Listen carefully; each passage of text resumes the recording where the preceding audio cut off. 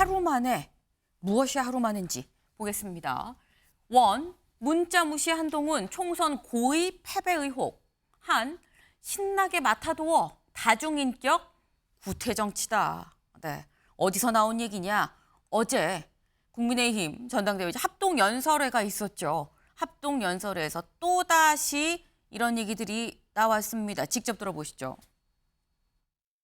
설사 주변이 다 반대한다 한들 그 사안의 당사자가, 그것도 대통령 연구인이 집권 여당이 책임자에게 그런 얘기를 하셨다면 그 의사소통을 통해 사실은 대통령도 설득할 수 있는 한 줄기 빛, 최후의 희망이 열린 것 아니겠습니까?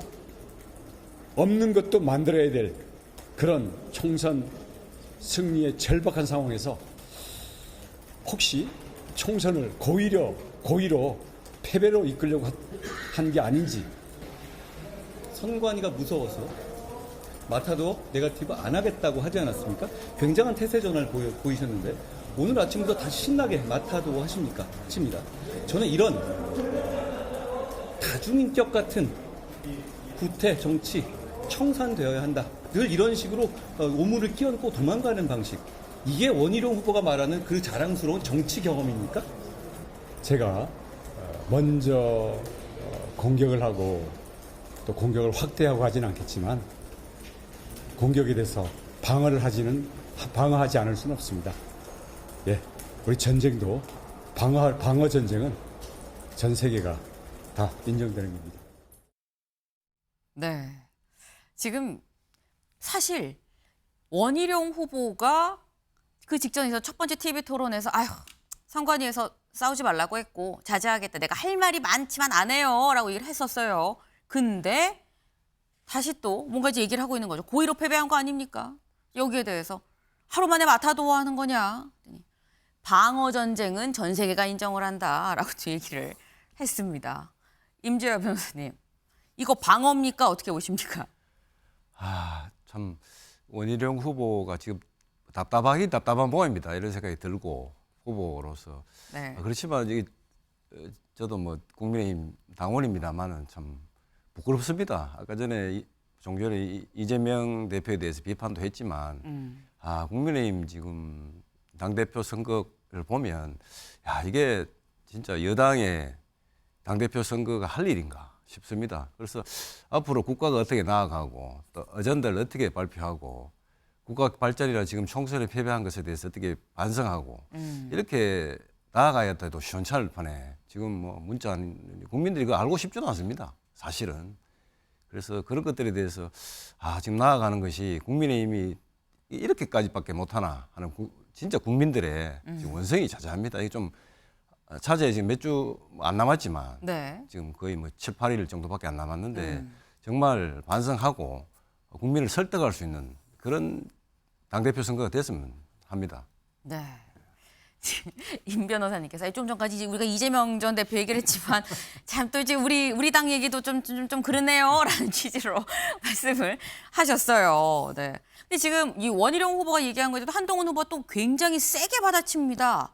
뭐 하루 만에 신나서 마타도어를 한다라는 둥, 구태 정치라는 둥, 오물을 늘 끼얹고 도망간다는 둥, 뭐 지금 굉장히 지금 수위가 높아요.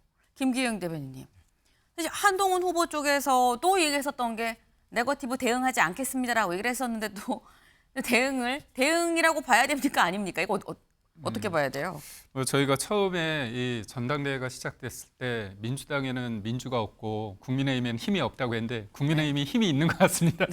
그 힘이 이제 밖으로 좀 나갔으면 좋겠는데 그런 아쉬움이 있다는 걸 좀 말씀드리고 싶고요. 저는 전대가 다양성과 역동성을 하는 데 있어서 그런 방향으로 가는 게 맞는데 서로 해서는 안 될 말이 있는 것 같습니다.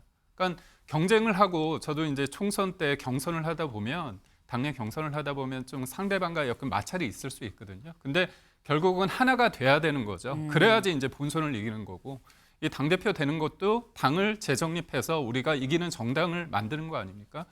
그런 의미에서 저는 원장과 원 후보 측에서 한동훈 전 비대위원장이 당시에 비대위원장으로서 좀 더 적극적인 역할을 했어야 된다. 저는 김건희 여사의 문자 내용에 봤을 때 네. 우리가 집착하고 있는 부분은 사과 아니냐 이런 진위를 따지는데 저는 하나 더 보자면 김건희 여사가 윤석열 대통령과 한동훈 전 비대위원장의 사이를 관계를 회복시키고자 하는 노력은 하고 있다는 건 좀 묻어나거든요. 그런 관점에서 볼 때 한동훈 전 비대위원장이 김건희 여사를 통해서 대통령이 사과를 반대하는 그 마음을 좀 더 바꾸기 위한 노력을 좀 했으면 어땠을까에 대한 아쉬움은 남습니다. 근데 그게 총선의 고의로 패배하고자 했던 거 아니냐 여기까지 말을 한다면 진짜 한동훈 전 비대위원장을 지지하는 사람뿐만이 아니라 일반 당원이나 국민들이 볼 때는 저거는 좀 그렇지 않느냐 그런 생각이 듭니다. 네.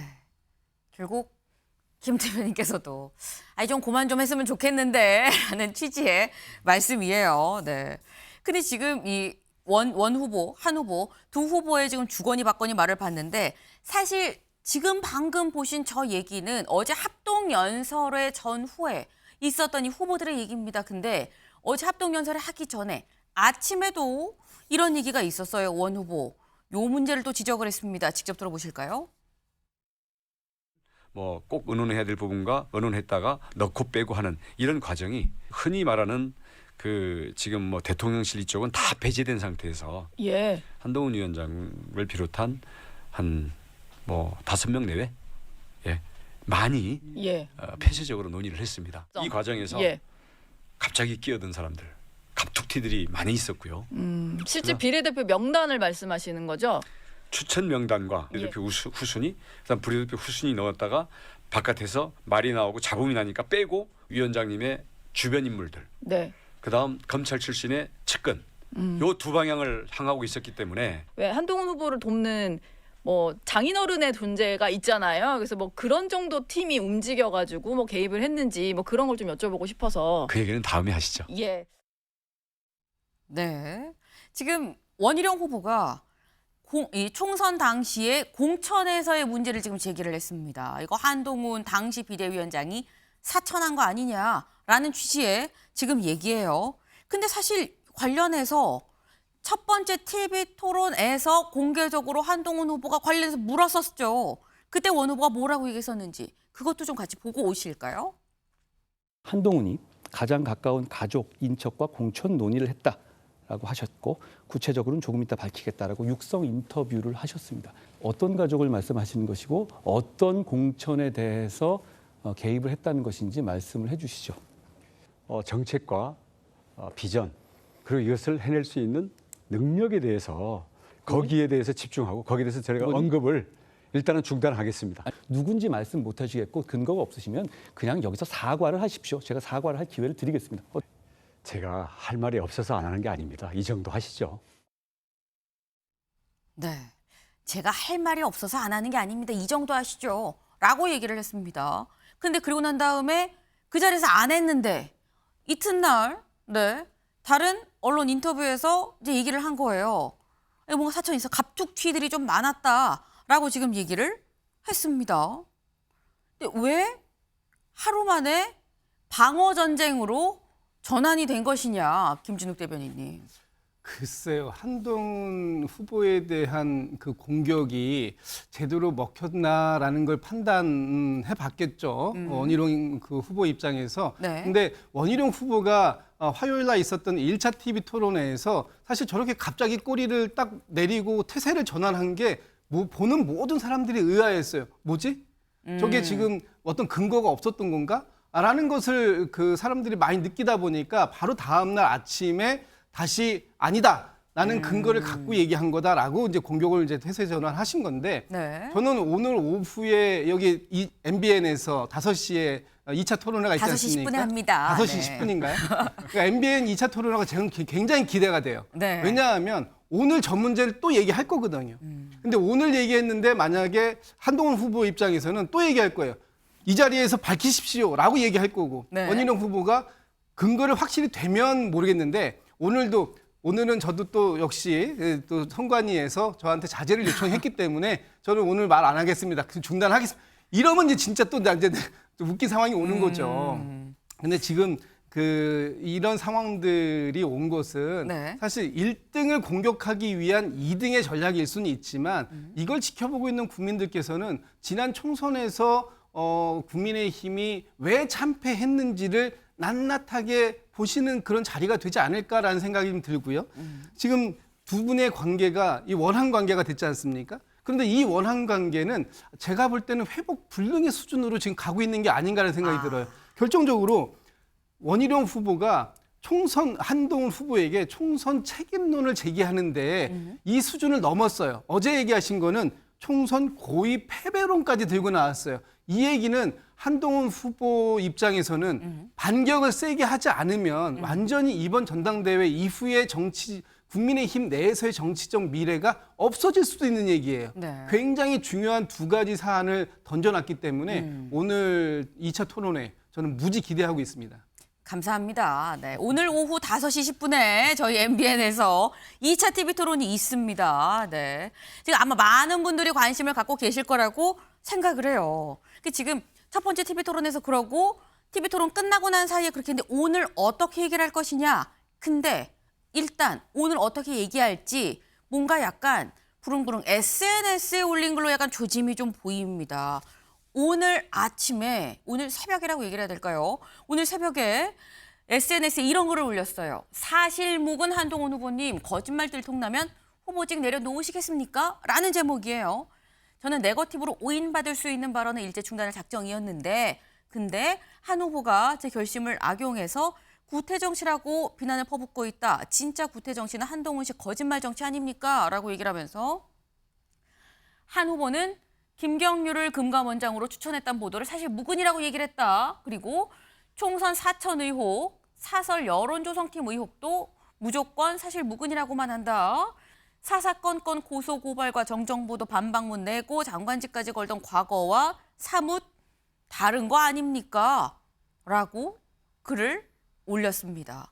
그러면서 뭐라고 얘기를 했느냐? 그럼 이게 사실이 아니면 후보직 내려놓으시겠습니까? 라고 다시 한번 방점을 찍어서 질문을 오늘 아침 새벽에 올렸습니다.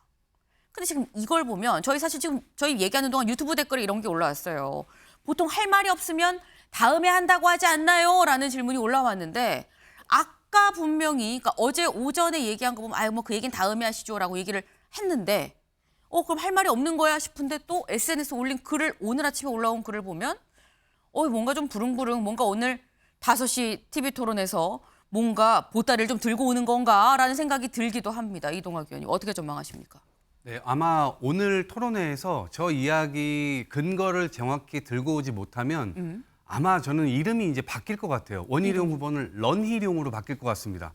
보통 도망간다, 꽁문질 빼고 도망간다라고 할 때 런한다라고 얘기를 하거든요. 네. 지난번 호주 대사 임명할 때도 결국 런종섭이라고 얘기하지 않았습니까? 그런 것과 똑같은 상황이 발생될 수 있을 거예요. 그런데 원희룡 후보 입장에서는 처음에 이 전당대회에 참전할 때 대통령께서 어떤 그 보급품이라든지 혹은 하사품이라든지 이런 것들을 적극적으로 부어주시지 않을까 이런 기대를 했던 거예요. 그런데 도시락 뚜껑을 딱 열어보니까 죄다 자갈이었던 겁니다. 이 문자 줬던 이런 모든 것들이 원희룡 후보에 유리할 거라고 생각을 했지만 그게 하나도 먹히질 않고 있는 모양새고 원희룡 후보가 지금 저 3가지를 찾아낸 거예요. 총선 사천 의혹, 그다음에 사설 여선 조롱팀 의혹, 그다음에 이 김경률 회계사를 금감원장으로 추천. 네. 이것에 대해서 본인이 이제 찾아갖고 나온 이 도시락인데 이 도시락 뚜껑을 딱 열었을 때 제대로 된 반찬이 들어있지 않으면 그리고 국민들께서 그 도시락 반찬을 눈으로 확인하지 못하면 저것 역시 굉장히 이제는 늑대 소년으로 될 수 있습니다. 늑대가 나타났다. 2번째입니다, 이번에. 3번째 바로 아웃인데 시간이 얼마 남지 않았어요. 이번에 통하지 않으면 저는 원희룡 후보가 굉장히 큰 타격을 입을 거라고 생각을 합니다. 근데 반면에 한동훈 위원장은 이번에 만약에 당대표가 된다 하더라도 될 가능성이 지금 굉장히 커지고 있는 상황인데 된다 하더라도 나중에 원희룡 후보 측이든 아니면 대통령실 측이든 어떤 형태로든 또다시 당대표를 그동안에 2번이나 쫓아냈는데 이번에도 그냥 가만 내비두겠느냐라고 하는 지점에서는 국민의힘이 굉장히 위태위태하고 그 모습을 지켜보는 국민들 입장에서는 정말 복창 터지는 일이 아닐 수 없을 겁니다. 네. 지금 이동학 의원님은 지금 늑대 소년 얘기도 하시고 뭐 런희룡 얘기도 하시고 하시다가 결국은 전당대회는 근데 한동훈 후보가 될 것 같은데 그 이후가 문제다. 지금 전대 끝난 이후 지점까지도 전망을 같이 내놓으셨어요. 네. 근데 지금 하시는 말씀은 지금 그거죠. 원희룡 후보가 만약에 오늘 뭔가 확실한 근거를 내놓지 않으면 그러면 늑대 소년이 될 수 있다라는 말씀을 하셨는데 임 변호사님 어떻게 보십니까? 예, 원희룡 후보가 지금 공천 문제를 들고 나온 것은 아주 뭐 원희룡 후보 쪽에서 보면 아주 잘했다 이렇게 생각될 수 있습니다. 왜냐하면 뭐 여사 문자 문제라든가 이런 문제와 완전 다른 문제입니다. 그래서 공천이 사천으로 이어졌고 또 공정경선이었다 우리가 이렇게 계속 국민의힘에서 주장을 했었잖아요. 마지막에 사실은 지금 민주당이 대표하게 된 이유가 사실은 공천 과정이 마지막에 흘러서 잘못됐거든요. 그 과정에 대해서 아무런 설명이 없습니다. 그 과거에도 그랬지만 이런 사정에서 만약에 개인적이거나 사적인 연이라든가 이유가 만약 개입됐다면은 이것은 단순한 어떤 뭐 잘못이 아니고 네. 아주 근본적인 잘못이기 때문에 이런 사람이 당대표가 될 수 있겠나 하는 근본적 의문을 갖고 또 지금 비대위원장으로 있으면서 열심히 했지만 사실은 책임은 질 수밖에 없는 상황에서 공천이 어떠한 사적인 이유가 있다. 이러면 이것은 작은 일은 아니죠. 그래서 오늘 저녁이든 지금 계속 TV 토론에서 아마 이 문제가 네. 굉장히 깊이 있게 논의되고 싸우고 방어하고 할 수밖에 없을 것 같습니다. 네. 근데 지금 이게 뭐 작은 문제가 아니기 때문에 원희룡 후보 쪽에서는 제기할 수 있을 법한 사안이고 중요한 사안이다. 전략적으로도 뭐 나쁘지 않았다라고 평을 지금 해주셨어요. 근데 지금 이런 지금의 상황이 오늘 만평이 하나 나왔습니다. 만평을 좀 같이 볼까요? 네. 이게 지금 뭐냐? 지금 국힘 전당대회예요. 막 치고받고 굉장히 지금 심하게 싸우고 있습니다. 그런 와중에 뭐 도끼도 날라오고요. 뭐 이게 철퇴라고 해야 되나요? 날라오고요. 공천 비선, 당무 개입, 댓글팀 막 무기들이 막 날라옵니다. 그러니까 여기서 민주라고 써있죠. 이재명 대표로 보여요. 탄핵을 위한 하나 둘 지금 줍줍 아이고 뭐 이런 걸다라고 얘기를 하면서 제목이 줍줍입니다. 네. 지금 이런 것들 다 지금 결국은 민주당에서 줍줍 네, 탄핵을 위한 하나하나 지금 무기로 쟁여놓고 있다라는 것 같아요, 김기영 대변인님. 네. 저희 국민이 다 복장 터진다고 하지만 네. 웃는 분이 있지 않습니까? 이재명 대표.